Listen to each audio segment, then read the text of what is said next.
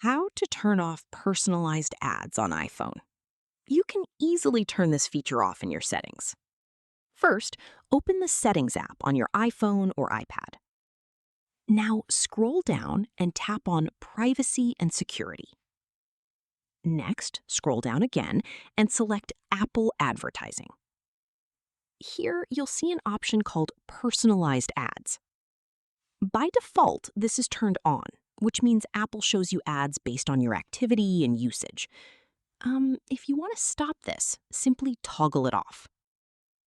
Once it's turned off, you will still see ads, but they will be more generic and not based on your personal data or behavior.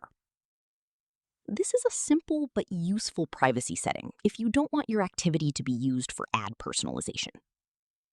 And that's how you turn off personalized ads on iPhone or iPad. If this tutorial helped you, don't forget to like and subscribe for more iPhone privacy and settings guides.